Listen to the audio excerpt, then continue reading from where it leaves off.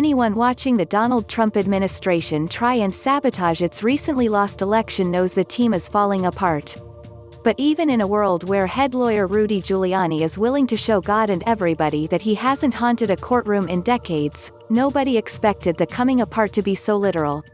Giuliani gave a news conference to talk about the status of Trump's bid to have the election thrown out by the courts, but all people could focus on was the fact that his profuse sweating was causing his hair dye to run down his face. As the former mayor of New York City spewed baseless allegations of voter fraud in key states, and acted out a scene from My Cousin Vinny, Twitter fixated on the brown goo rolling down the sides of his head. Users on the platform pounced, presumably because you don't tend to see Nazis melting outside of Raiders of the Lost Ark. It might be a bit of a laughing to keep from crying moment, as the Trump administration is actually attempting to have the election results invalidated with the help of a conservative judiciary. Though they haven't been successful in their judicial coup, they're far from out of options. As pointed out by CNN, Giuliani's bizarre press conference was full of misinformation and outright lies. The former NYC mayor reiterated baseless claims about widespread voter fraud and irregularities, specifically pointing to the recent incident in Michigan's Wayne County.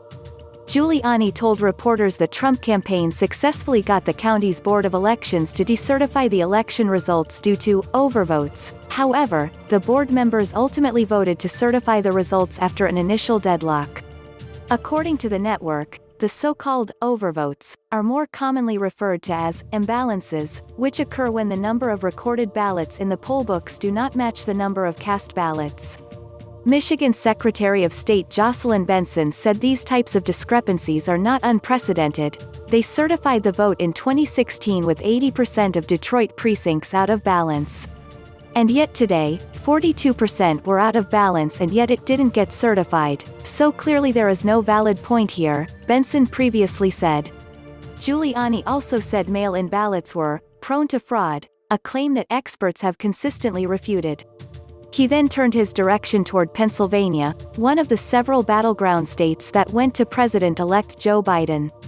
Giuliani said 682,770 ballots in Pennsylvania weren't inspected, which renders them ballots that are null and void. Why? For several reasons, not the least of which is, that was basically only one of 2 places in the state where it was done. So, in the other parts of the state, there was a legitimate inspection of the ballots, he said.